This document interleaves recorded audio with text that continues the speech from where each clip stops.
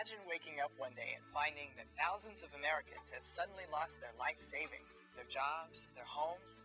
Imagine people out of work and out of hope, standing in long lines with hundreds of other hungry people, waiting for a cup of soup and a slice of bread. Picture a country that yesterday seemed prosperous, now suddenly in a panic. Even though poverty is a reality in America, it's hard to imagine such a widespread economic disaster today. The U.S. economy is booming, the stock market has reached record highs, and many Americans are enjoying big increases in their personal income. So how could a booming economy possibly fail? To get an idea, let's turn back the clock to 1929. Like today, it was a time when our country was riding the wave of an economic boom. Then suddenly, that wave crashed, and many Americans were swept away in its path. In this next CNN report, you'll hear some of their stories as they remember the days that are known as the Great Depression.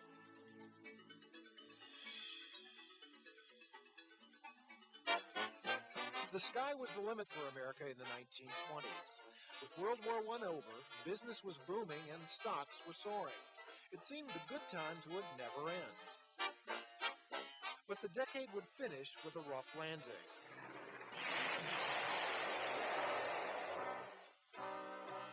On 2 days in October of 1929, Black Thursday the 24th and Black Tuesday the 29th, the stock market crashed the nation's 10-year-long party. Oh, it was a monumental event because the things went down so rapidly that you couldn't keep up with it.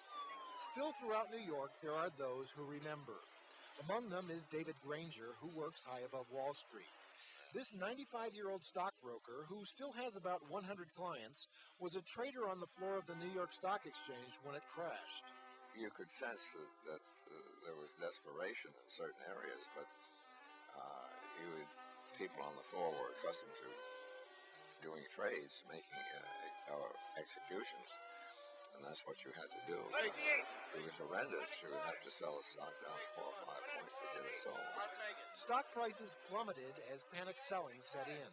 On Tuesday alone, more than 16 million shares were traded, a record that would stand for nearly 40 years. Orders were hours behind because the ticker tapes couldn't keep up. The machine, the transit machine, couldn't keep up. So at 9 o'clock that night, we were still trying to get orders cleared that were put in, say, at 2 o'clock in the afternoon. 89-year-old Oscar Hogan is a retired deputy commissioner for New York City. He started his career as a clerk for a stockbroker in 1929. At the time, few in his office understood the significance of those days. They did not realize, they all believed that there would be a bull market coming along shortly. They had that much faith in the market, and there was no panic in our office. We got calls from 1 or 2 offices that people had jumped through the windows, but as I said, we were on the 49th floor, and nobody jumped from our windows. But the worst was yet to come. The crash would send stocks into a 3-year nosedive. Before it hit bottom, the market would drop in value from about $90 billion to just $16 billion, ruining the fortunes of hundreds of thousands. So was this like the financial ruin for a lot of people? Oh, sure it was. Sure. They ended up with nothing. Several in our office, ended up with nothing. And they had to do something else afterwards, take jobs, or do anything to keep on living. Shockwaves from the stock market crash, of course, were felt well beyond Wall Street. Those who were heavily invested were hit first and hardest, but eventually the whole economy was in a tailspin. Even those who didn't know the difference between a bull and a bear soon were struggling just to make ends meet. The Dutch came just to trade. 85-year-old Rose Teitelbaum is a tour guide at New York's Lower East Side Tenement Museum, once the first home for new immigrants as late as the 1930s.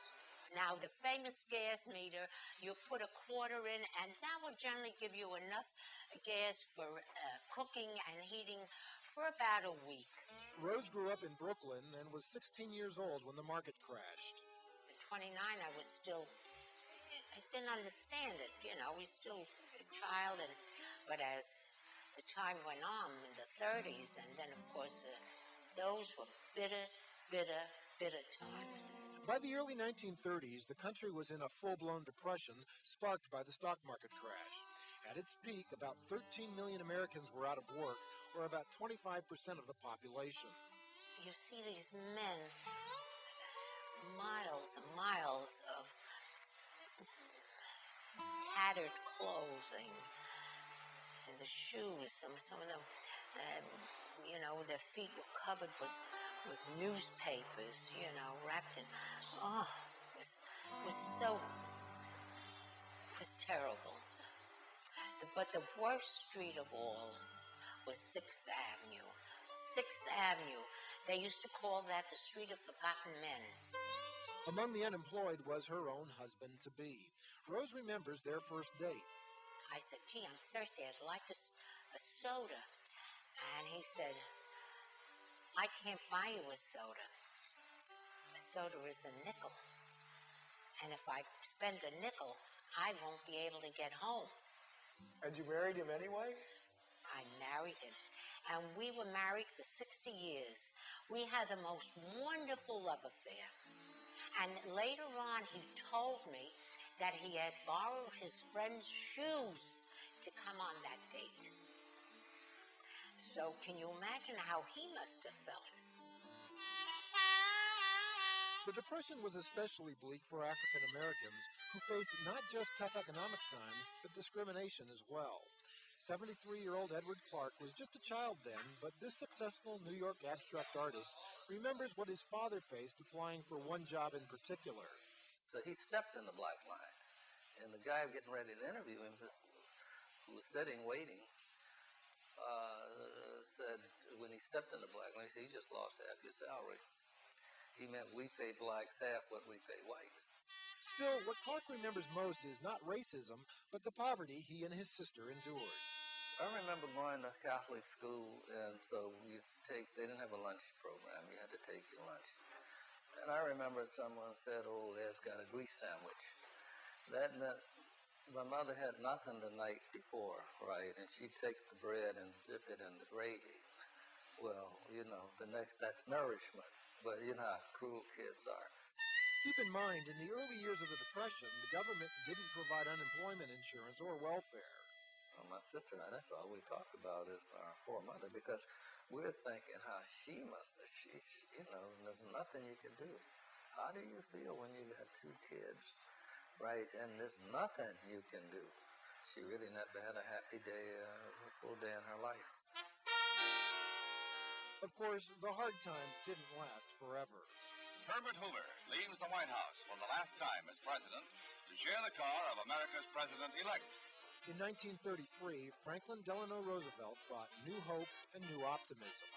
Let me assert my firm belief that the only thing we have to fear is fear itself. But ultimately, it was World War II and the new jobs it created that ended the nation's economic misery. Still, for those who lived through the Great Depression, its impact lasts a lifetime. You always have that fear of depression. And my grandchildren, I tell them, enjoy your life, but don't forget, save a little bit. You never know. You got to save a little bit. And so it just never leaves you, truthfully. And you never, ever get over it. Never. Many people wonder if the U.S. could experience another Great Depression. One thing is for sure, it will definitely not be so easy for it to happen again.